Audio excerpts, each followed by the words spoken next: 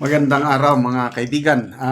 Ito breaking news tungkol sa impeachment ni VP Sara. Allegedly pa lang ito kaya lang may kopya na sa resolution eh. Ang mga senador nag-file na ng Senate resolution calling for the dismissal of the impeachment case against Vice President Sara Duterte. So, maraming matutuwa, maraming lumuluha. Ito, post ni BOBPH 12 minutes ago, isinare niya ang Daily Tribune post 21 minutes ago. Just in. Senators want dismissal of VP Duterte impeachment case? Question mark.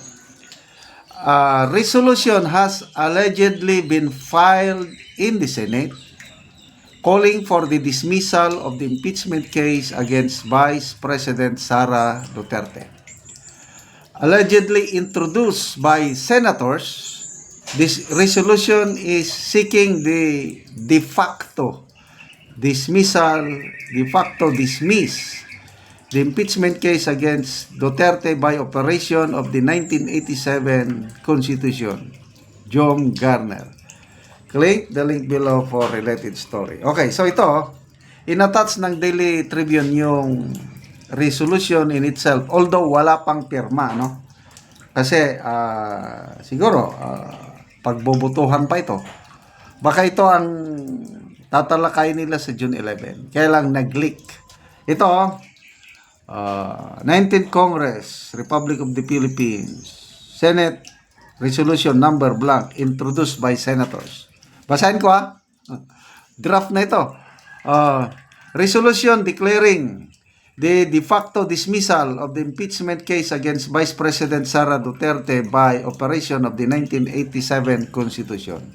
Whereas, on 5 February 2025, 215 members of the House of Representatives signed an impeachment complaint against Vice President Duterte, which constituted the articles of impeachment against her.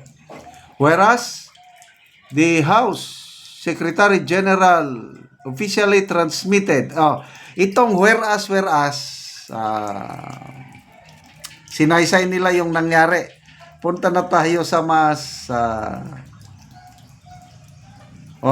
whereas discussing the constitutional right to speedy disposition of the case, the Supreme Court in the case of Chonco and Andulan. So, isinite nila ang mga Supreme Court decisions na nagsasabi na hindi na pwede null and void yung Ganon din yung, di ba, nagsampa ng kaso ang kampo ni VP Sara sa Supreme Court declaring null and void yung Ito na rin yung sinasabi mga Supreme Court decision.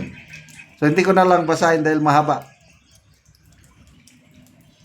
Yan. Whereas, the lapse of more than 100 days since the transmittal of the articles of impeachment without any corresponding action on the part of the Senate as impeachment court is further aggravated by the fact that the 19th Congress is already in its third regular session, which is set to adjourn sine die on 13 June 2025, a few days from June 2. Whereas, the own rules of Senate also prohibits the crossover of the impeachment proceedings to the next Congress. Whereas, the ruling of the Supreme Court in the 2008 case of Neri versus Senate affirms the position that the impeachment proceedings against Vice President Duterte cannot cross over to the 20th Congress when it was held thus.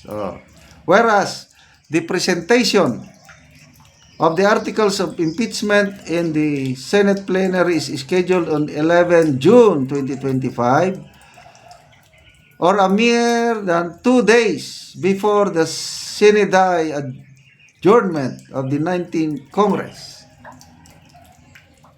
Whereas, whereas nito, this leaves the current Congress with no sufficient time to fully deliberate and resolve the articles of impeachment as the matter cannot cross over to the incoming 20th Congress, which will convene on the 4th of Monday of July 2025. Ito na. Iiyak na sila nito. Whereas, consistent with the foregoing, the articles of impeachment against Vice President Sara Duterte must necessarily be deemed de facto dismissed by virtue of the inability of the Senate to properly consider the same because of the timing of the transmittal, therefore, for the House of Representatives. Now, therefore, ito na, yung pinaka-importanting paragraph. Now, therefore, be it resolved as it hereby resolves for the Senate to declare a de facto dismissal of the impeachment case against Vice President Sara Duterte by operation of the 1987 Constitution adopted. Yan. So, wala pang mga nagpirma. So, ano ang posibilidad na magkakatotoo itong resolution na ito? Ako, personal opinion ko lang ito. I might be wrong. To me, most likely totoo ito. Kasi, basing from the postponement, bakit pinospone, tapos yung mga pahayag, lalo na si Senate Majority Floor Leader Francis Tolentino, tapos yung pagtalikod ni Senate President nung nag-privilege speech si Risa Ontiveros. And then ito yung si Speaker Martin Romualdez, malumanay na ang tinig niya ngayon. Sabi niya, let's respect whatever be this decision of the senators. Okay na siya.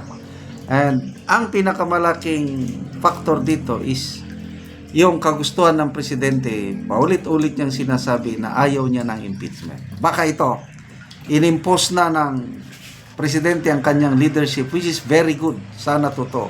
Saludo tayo sa presidente kung talagang pinapa-stop niya na ito para matigil na.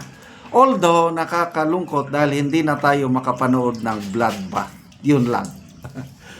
Salamat mga kaibigan sa inyong pagsubaybay sa channel na ito. Nakakatulong kayo ng maigi sa Tribong Talandig. Namimigay tayo ng livelihood assistance sa kanila galing sa ating sweldo. Nagpapatanim ng saging lakatan. Panoorin nyo ang video na ito. Anak ko sa saging lakatan ni Manoy Iking. Ug ako karon siyang bisitahon. Maayong buntag Manoy. Mayong buntag. Oo, gunsa man ka Manoy? Agabuno ko. Complete. Og nukos, munyon. Complete dopos amonium. Oh. O mga dagko na gid man imong saging. Oh, salamat po. Gani ang saging ni Manoy Iking. Ug mga maayo gid kaayo og tubo.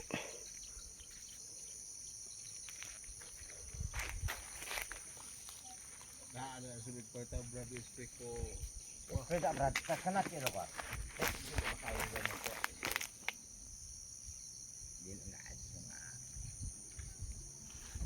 First bate. First bat. Oh.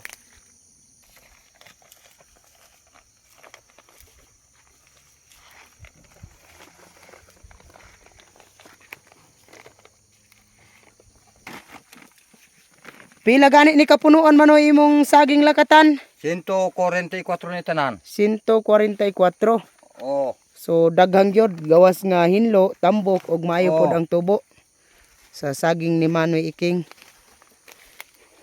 144.